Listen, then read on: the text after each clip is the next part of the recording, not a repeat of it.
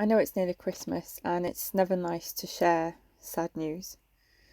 Even though this is quite a hard post to make, there is a hopeful ending. I've been a bit quiet on here lately because most of my spare time and energy has been going into caring for Sylvie. She's had her fair share of vet visits this year. She's had arm issues, skin problems, and more recently she's had a cyst on her side that she just refused to leave alone. Over time, her activity levels were getting lower and lower. Each individual issue felt manageable, but taken together, something just really wasn't right. And by December, she was really only getting up properly for her morning free roam, and she was spending a lot of that time sleeping as well.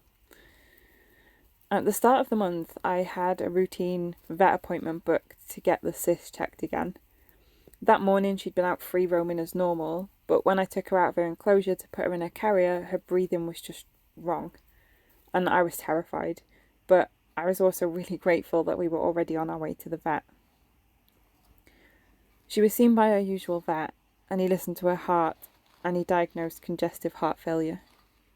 We decided to try antibiotics to rule out pneumonia, and also to start treatment with diuretics to treat the congestive heart failure too.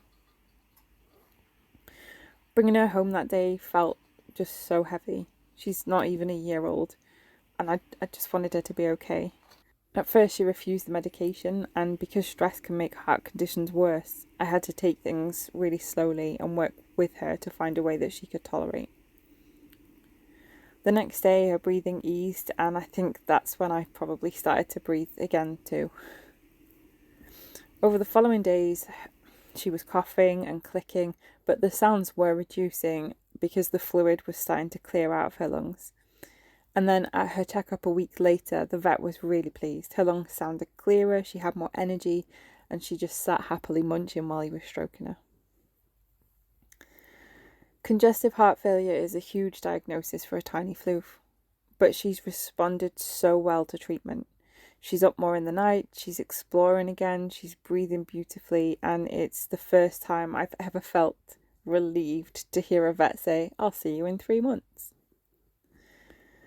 This Christmas, Sylvie is going to be really spoiled. She's been incredibly brave, and we've both had to fight really hard to get here.